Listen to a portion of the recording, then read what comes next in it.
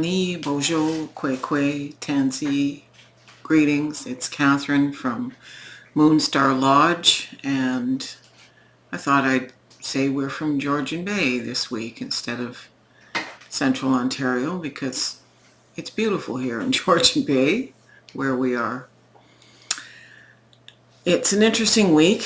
We're moving into the second quarter of Pisces. And the reading this week covers from the 27th to March 5th. And right smack dab in the middle of this week is my birthday, and it's an auspicious one. So I felt the need this week to stretch beyond the usual decks that I might use, although the skeletons will be back next week because I'll have another additional expansion pack for Claire Goodchild stuff, but that's just a sidebar. I wax philosophical at times like birthday, and so a lot of people recognize my connection as an elder and a wedding officiant with Moonstarlodge, of course, because I founded it 41 years ago. But also with in past times with the Canadian Métis Council, with Wolf Island Charitable Association, and I have trained professionally as a spiritualist minister and an interfaith minister. Although I specialize in the Indigenous ceremonies, that's in response to the fact that back when I was still in school and such, it was illegal to perform Indigenous ceremony in Canada until after the Meech Lake Accord in '92 and the recognition of Indigenous rights in the Constitution Act. So we've taken back our rights. We actually petitioned the government to be able to perform ceremony legally and you know, do our own weddings without other churches and other officials involved. But I am an interfaith minister because many of our people have been appropriated into other religious beliefs, and people choose whatever they wish. Serving in government ministries with different populations of people, I've needed to become aware of a broad spectrum of faith bases. And I love and respect the religious and spiritual, particularly the spiritual world views that have crossed my path. So this week, in honor of the second quarter of Pisces, moving to that full moon on the, I think it's the 7th, I've chosen Eastern traditions. So this week I'm using the decks of Rumi, also the Rumi Oracle by Alana Fairchild, the Great Eastern Oracle by Rasuli, and he's got information in here by Hafez, Rumi, Khalil Gibran, Gurdjieff, Confucius, and Dalai Lama.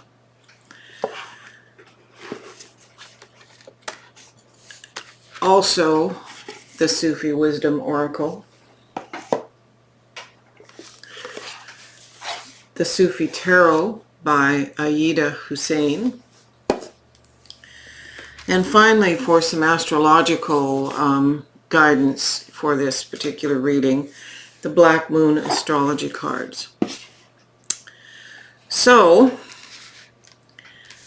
I'll be talking a little bit about classes and an upcoming video on decks at the end of the reading because my spiritual attention is drawn here at the moment. So let's go to the cards, Brian. So here are the Sufi Tarot and the rest of the decks are represented here. And our Black Moon Oracle, Black Moon Astrology is here.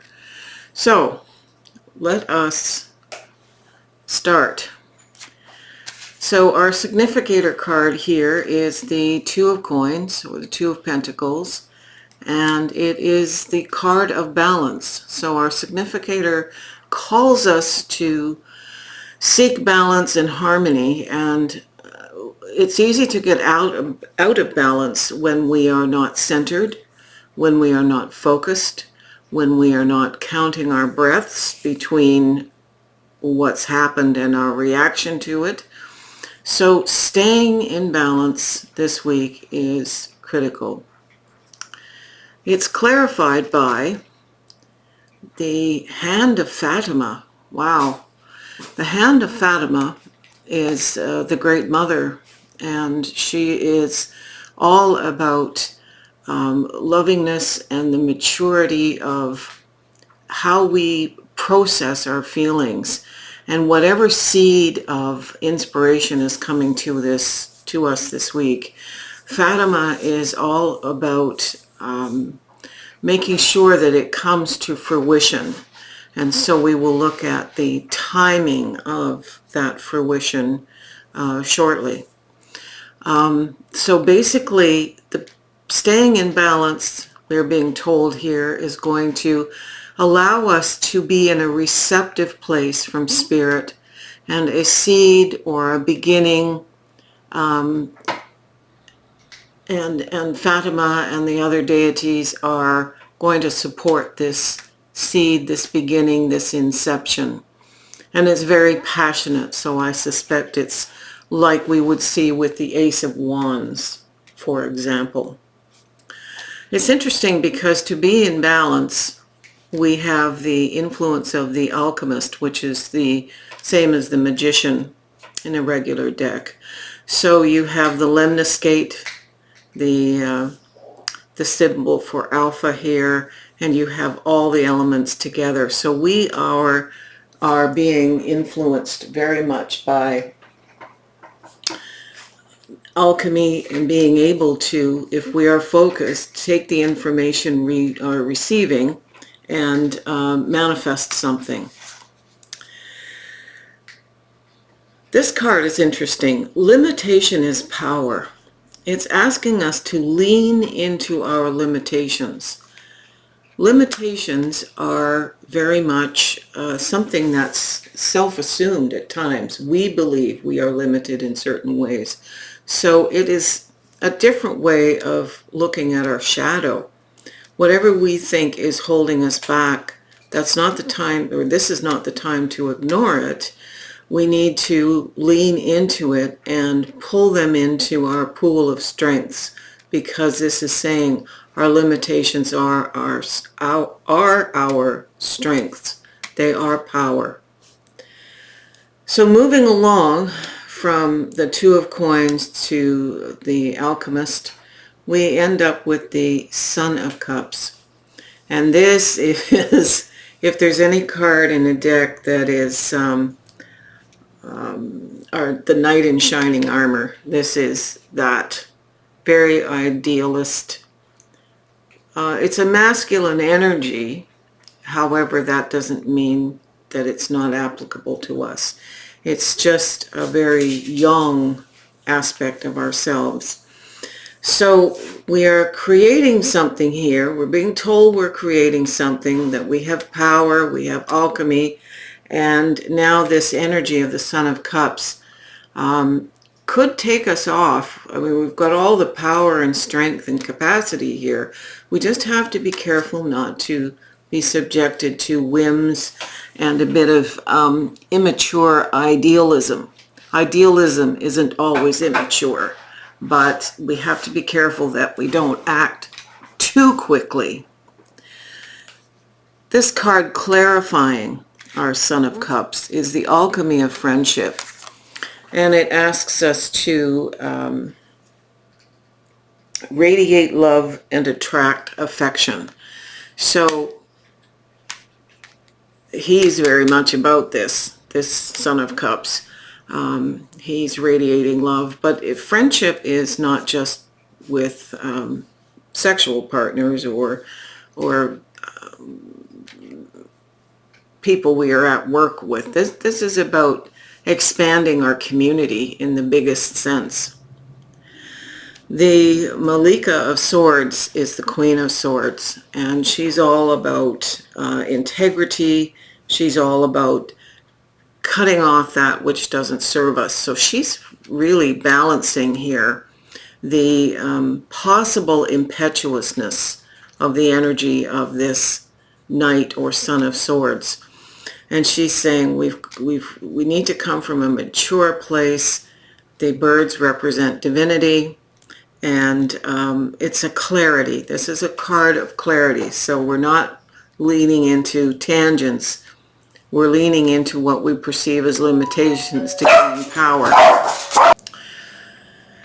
So I'm sorry we had a doorbell interruption there, so Brian's had to edit this to get the sound out. So I was speaking about the Malika of Swords as the Queen of Swords, bringing clarity and kind of reining in a little bit, not destroying and not overtaking the Son of Cups.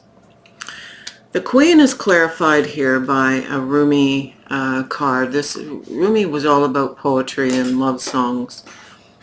Don't go anywhere, I beg you. The moon you are looking for is inside of you. So while we are cultivating friendship, we are not cultivating friendship to just absorb everybody else's ideas about your journey. The moon and the intuition, Rumi is saying, is inside of you. So she's all about intellectual clarity, and Rumi is saying balance this with your intuitive clarity.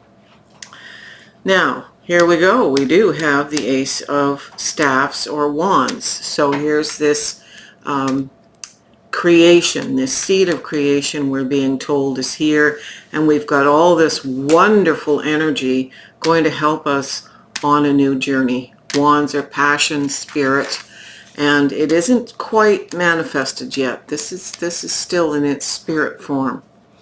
And it's clarified by the Pluto as transformation card. So we are certainly taking this magician, alchemist energy and manifesting something new. That something new is going to be different for each of us. It could be something as magnificent as a new job across the world somewhere. It could be a new business. It could be a new relationship. We're manifesting something, and it's going to be, because this is a collective reading, different for everyone. Now, we move to the Chariot card. It's Wa'ali, and I probably am mispronouncing that. But this is the energy and the we got to go. We got to get her done. It's clarified here by the Lover and the Beloved. So this is always about the balance of the self, the yin and yang of self. We're coming back to balance here. But this is also about partnership and knowing that we're not doing this alone. The beloved can be a relationship with spirit. The beloved can be a relationship with a partner. It can simply be the wholeness of self. So know that. So in wholeness and in balance, we go after this which is coming. And finally, this is the Lover's card. And here I'm probably saying it again incorrectly, but Ashikan. So this is a major arcana card, and this is a major arcana card. And the clarifier here with the Lovers is simple pleasures. Look for beauty that is all around you. It's very easy when we get discouraged or grumpy, names being withheld here, to not see the beauty and to get black and white and hard and assume that negativity is our wisdom, our wisdom words. They are not. When we step out in nature especially right now as the world is waking up, as we approach spring equinox, Oestra. It's important to know that the energies there are waking up, and if we just go outside for a few minutes, even like today, it happens to be a sunny day, it's important to let the energy, let the vibrations penetrate you, literally. Go hold a tree. It's too early to sit on the ground. The elders tell us, do not sit on the ground because your energy will be pulled into the ground when it's wet and still covered with snow. But that doesn't stop you from going up to a tree, putting your hands or putting your arms around it, putting your chest against the tree and breathing into the tree. The roots of that tree are awake, and even if the main part of the tree is just waking up, it will bring its consciousness to you. And in that act, it's bringing all the energies from everything, the minerals, the water under the earth, the stone people, the ancestors, everything. It's an interesting time, this Ace of Staffs, this incubation, this thought that is happening. Birds are nesting. The babies aren't born, but the parents aren't going to crack that egg open to see if there's a little baby bird in there or squirrel or whatever. This is important to just run with these energies. So this is very much Spirit is telling me. You can flip the camera, Brian. Spirit is suggesting this is a time of latent energy. It's pure potential. And it's really important to sit in a balanced way and pull in that which is your earthly reality and the information from Spirit. Because remember that the moon is within you. So I hope these beautiful cards and these beautiful thoughts speak to you, each and every one of you, as much as they've spoken to me today on my birthday week. And my inner 3-year-old will accept all coffee, all treats, anything you want to drop by. I'm right there for it. Feel free to like the video, and I often think I should be asking you what kinds of categories of cards, because I get these sidebar discussions when readings happen. You know, people want to see themes like Buddhist or Chinese, Japanese, or African tarot, or other spiritual traditions. I'm thinking very much of pulling out some of my fine art decks and letting you see those. In the weeks to come, I wish to bring out some more decks. This is a Marseille, contemporary Marseille, with mermaids, and we're gearing up to getting those classes going, and I'm starting with tarot classes for the ultra beginner right through to the more advanced. I've used this Pure Magic Oracle before, but I want to show you some pairings. So this is going to be a separate video. This Tarot de Luz, it's a Fournier deck. It's exquisite, and it works beautifully with Pure Magic. New to me this week, I haven't been bringing in a lot of decks lately, but this Mystic Odyssey deck, Mystic Odyssey, it's a Peter Popper press thing, and it's also a Marseille style pip deck, and it's gorgeous. So we'll be reviewing some of these decks. Two that really threw me are Voice of the Souls Oracle and the Wandering Heart deck, but we'll get into that in a separate video. The courses that I'm looking at teaching are on consciousness. It's going to be an overarching course, a lecture course with about 7. Right now I'm looking at 7 classes, evening classes, and it's going to be on things like regression, consciousness, psychospiritual development, so mediumship, channeling, and how it affects divination, some concepts of shadow work, and those sorts of topics. Practice shamanism is a big part of this series, so we'll be discussing probably in two parts the nature of shamanism and the expectations that we have as practitioners, and life flow, being in the vortex. Anyway, we wish you well, and sorry for the little doorbell hiccup in the middle of the video, and we'll be back on the middle of the week, really close to the birthday, with the midweek icing on the cake. Aho.